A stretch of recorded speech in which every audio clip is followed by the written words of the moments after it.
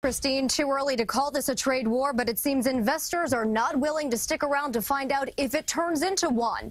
And that was definitely reflected in a dramatically down day on Wall Street.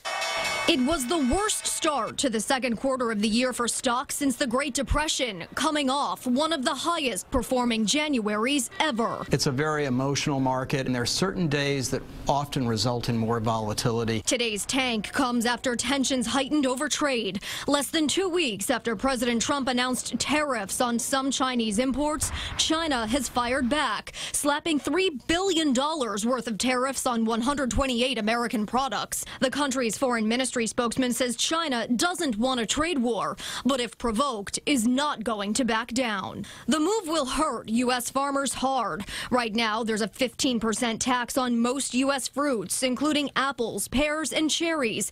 It also applies to almonds and wine. China is also targeting American pork products and aluminum scrap metal with a 25% charge, and there's likely more fallout to come. This is definitely going to get worse, but we're not at a trade war because the Chinese were talking $3 billion of goods. They're hitting red states. They want to show Trump, if you keep going, we're going to hit you hard. Even so, American soybean farmers are worried if the two countries keep trading those trade punches, they're next to get hit. If there were any type of tariffs on our soybeans going to China, it would be disastrous.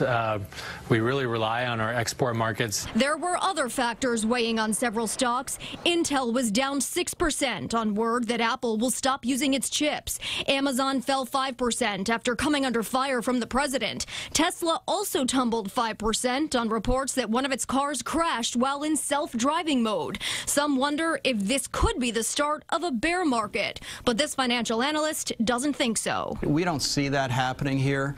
There's too much good going on in terms of the economy, in terms of corporate America. The president has yet to say anything directly related to today's stock news, but it is worth noting tonight. The Kremlin is saying President Trump suggested he and Vladimir Putin meet soon at the White House to talk about the arms race. White House Press Secretary Sarah Sanders denies that plans for such a meeting are being made. Live in the newsroom, Jessica Layton, CBS 2 News.